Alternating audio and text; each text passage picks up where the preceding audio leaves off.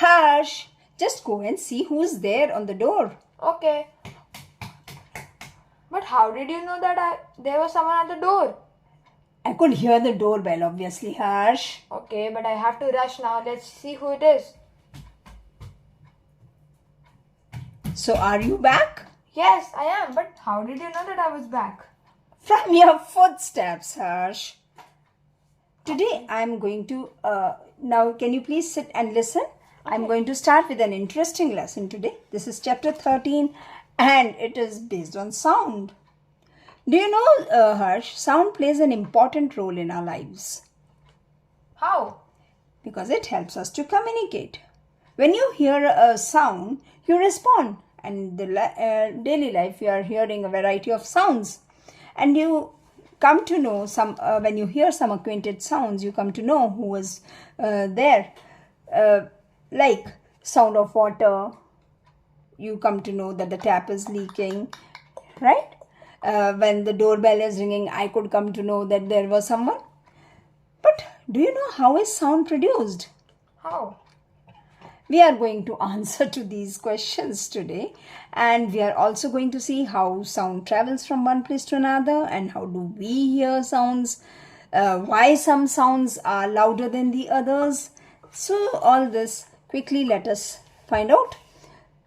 One thing we must know, that the sound is produced by a vibrating body, and when these have you seen this? If you just strike a metal, you will hear some vibration. See, I'm going to do this. Can you hear? Yeah, I can also see the vibrations in the pan. Yes. So these vibrations set in the body, and these vibrations are, when they travel in the medium, I think they produce sound. Let us do one more interesting experiment today. I'm in a mood to do many experiments. Huh? I have taken this metal box and I've inserted two of your pencils over here and a rubber band is here. Now see, what am I going to do? I'm going to pluck this in the middle and you see what happens. Just a second. I'll make it more visible. So, this sound is produced. See? Can you see this rubber band producing some vibration? This to and fro motion is called the vibration. Now, let me take one more experiment. I am taking a metal dish, as you see, and now I am going to pour some water in it. Okay? Here, and let me see what happens when I strike the edge of this metal dish with a spoon.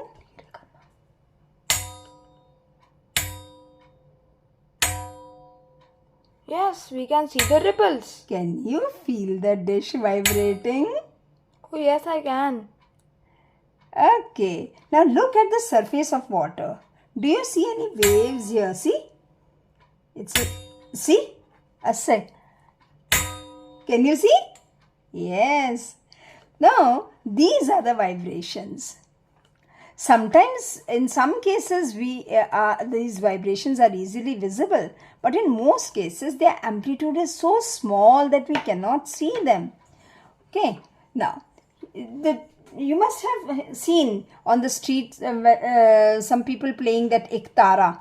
It is a metal, it is a shell, and on which they have a membrane, and they can when they move the string, it vibrates.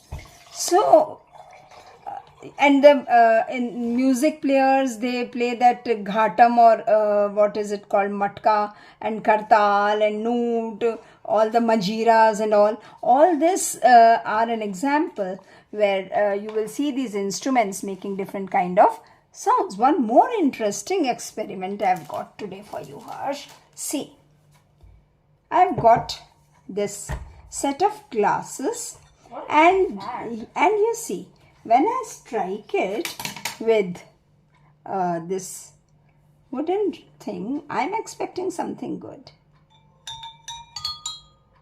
Is it melodious? Is it melodious? You want to try it? No. Only just you have to see. Are they all making same sounds? No. No. Because I have poured water to different levels in each of this. And do you know it is a musical instrument, Harsh, which is called Jal Tarang. And this is all, see, the sound, the vibrations that are produced when I strike it. Okay. So sound is also produced when I am talking. So in a human, what happens is the voice box or the larynx, it makes sound. When you just feel put your fingers on the throat and see, you will find a hard bump over there, and it moves when you talk or when you swallow. Let me This try. part of the body is known as the voice box. I can feel my throat vibrating. Yes, it is at the upper end of the windpipe. The two vocal cords, see, you can see here, they are stretched. These are the vocal cords, they are stretched across the voice box or the larynx in such a way that it leaves a narrow slit between them for the passage of air. Now, when the lungs force the air through the slit, these vocal cords, they set into vibration and then produce sounds. So, the muscles that are attached to the vocal cords can make the cord tight or loose, and that is why we have when these vocal cords are tight and thin, the type or the quality of the voice is different for different person. Okay, so now I think we have taken many experiments about sound. Now let us see, how does it travel? Sound needs a medium to travel. When you call your friend who is standing at a distance, he is able to hear your voice. Now, how did your voice reach there? Because the particles of the air, they set into vibration, and the sound reaches your friend. Okay. Now, actually sound, that means, need a medium to travel when air has been removed completely. Now, suppose we blow air into some tumbler, then you will see that the sound is traveling and you hear the sound. Now, if you evacuate all the air from that tumbler and now you speak, there will be no sound because there is vacuum, and sound cannot travel in a vacuum. Okay. Now, there are many experiments they want to show through in this book, that if you take a bathtub and fill it with clean water, and then you take a small bell in one hand and shake this bell inside the water to produce sound, then what will happen? That you will hear a dull sound. And this is how the dolphins and the whales, they communicate under water, the fishes and the sea animals, they communicate. There is another, so we can also say that, see, sound travels in air, sound travels in water, and the sound travels through, does it travel through the wood or solid? Yes, it does. See, suppose I make this sound. So this vibrate, and you put your ear to the other end of the table, you will hear the sound. So that means sound travels through wood and metal also, and sound can travel through solids. Okay. So see, when you were small, you must have done that experiment with your friend. One thread is tied to one of the cups, ice cream cup, and the other end of the thread is tied to other ice cream cup, and both the friends, they make a walkie-talkie. So that means the sound travels through the string also. Okay. Now, how do we hear sound? It's a very interesting thing. The shape of the outer part of our ear is like a funnel. Okay. So now when the sound will enter inside it, what will happen? At the other end of it, there is a stretched membrane which is called the eardrum. We have read this so far. Let us understand it from the experiment. See, from the diagram, sorry. And see, now this is the eardrum. This is the outer funnel shaped ear. I hope you can see this funnel shaped ear and the eardrum. Now when the sound is traveling through this, it's like entering a vessel. Now when the sound vibrates the eardrum, it reaches here and the eardrum is set into vibration. Now this signal goes to the brain and that is how we hear. Okay. Now let us see something very important we are going to discuss now. And that is amplitude, time period and frequency. These are the three things on which this whole chapter is based. Now what is amplitude? Let me see.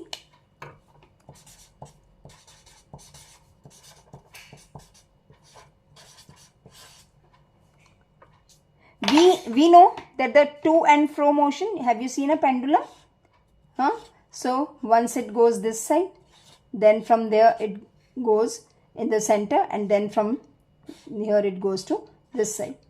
So it is going to and fro from this, then it goes this and this. So this to and fro motion of the object is known as vibration, which we have already discussed before, and it is also known as the oscillatory motion. Okay, please see the spelling. Oscillatory motion, to and fro motion.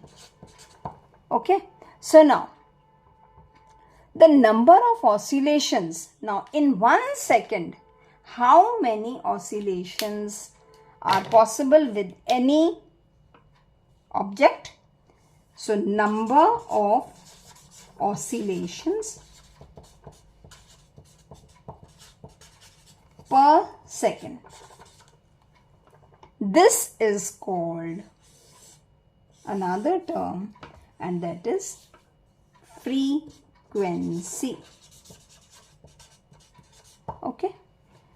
Now frequency is expressed, it has got a unit, and that unit is called hertz. Okay, and symbol is Hz. A frequency of 1 hertz is 1 oscillation per second. If an object is making 1 oscillation, here, here, here and back in the mean position, this completes 1 oscillation. So if an object is able to make 1 oscillation in 1 second, then the frequency of that object is 1 hertz. If it is making 20 oscillations in 1 second, what will be the frequency? 20. So you can recognize many sounds without seeing the objects produced by them. So this is only possible because you are hearing them often. Amplitude and frequency are the two important properties of any sound. Can we differentiate sound on the basis of the amplitude and frequency? Yes. Now, earlier we had told that some sounds are louder and some sounds are dull. Now the loudness of the sound is proportional to the square of the amplitude. This is another important thing that we are going to see, that loudness of the sound is proportional to the square of the amplitude.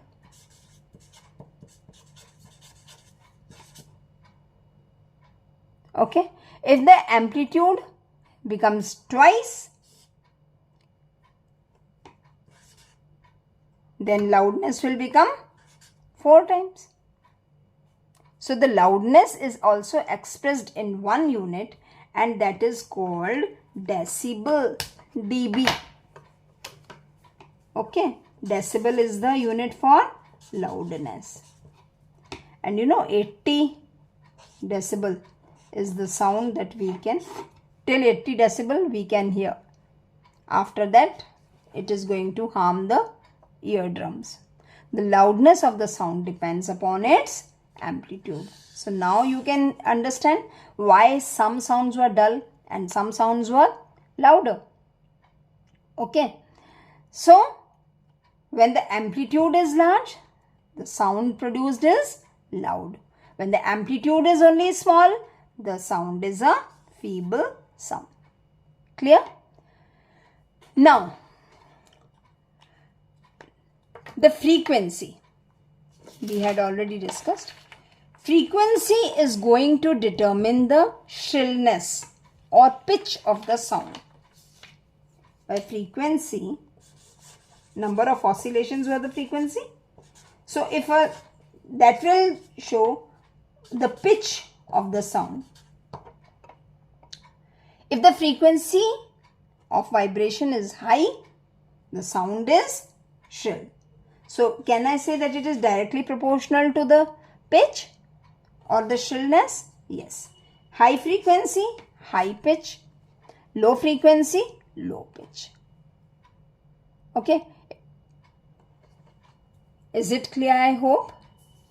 Now, for example, a drum that is vibrates with a low frequency, therefore it will produce a low sound.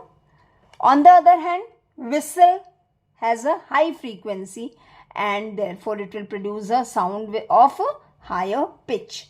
Okay. A bird makes a high pitched sound, whereas a lion makes a low pitched roar. Okay.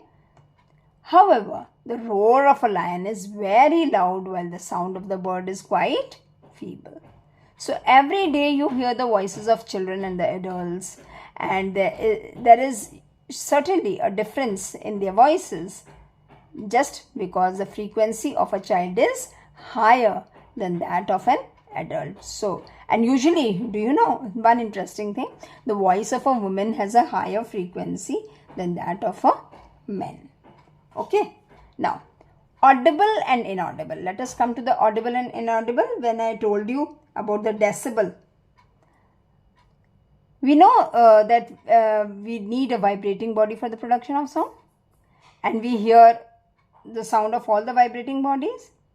The fact is that sounds of frequencies less than about 20 vibrations per second cannot be determined by the human ear. If it is less than 20,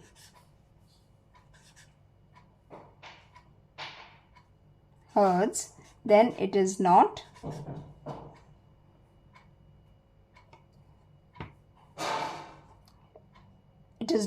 audible.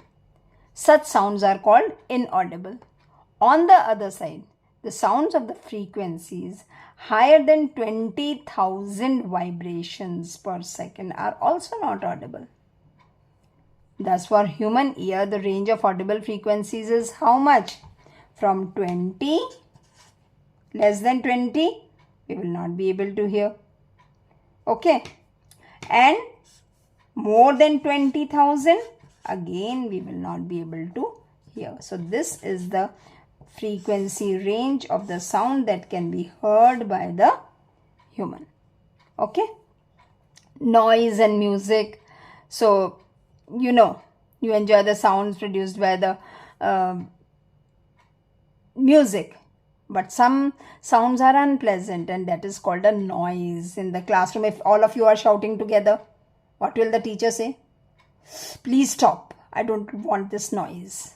On the other hand, if you are going for the musical instruments and there the child is playing very nice guitar, you want to hear it. Okay. Now, but if suppose becomes very loud, then again you will not like it, because we know, children, noise causes pollution. Presence of excess unwanted sounds in the environment is called a noise pollution. So major vehicles and explosions and bursting of crackers, then the loud machines and loudspeakers, loud television, transistors, radios at high volume, all these are sources of noise pollution. We should reduce them and not pollute the environment. Presence of excess noise in the surrounding may cause many health related problems also. Lack of sleep may be there. Now, yes, this also we need to know that, see, lack of sleep, hypertension, these are the disadvantages of loud sound. So, these should be avoided. Okay. And a person who is exposed to loud sound continuously may get uh, temporarily or even permanent impairment of hearing. He will not be able to hear. So we should take important measures to limit the noise pollution. All noisy operations must be conducted away from any resident. You must have seen when our buses are passing through the hospitals and schools, it's written no noise. So because noise causes pollutions, noise produced in the industry that is why industries are told to be set away from the residential areas. Horns, TV music, and nowadays the children are preferring DJs, but that can impair their hearing. Trees must be planted along the road because they cut down the sounds that are reaching those people living in those areas, and thus reduce the harmful effect of the noise pollution. Okay, so I think it's time. Bye for now.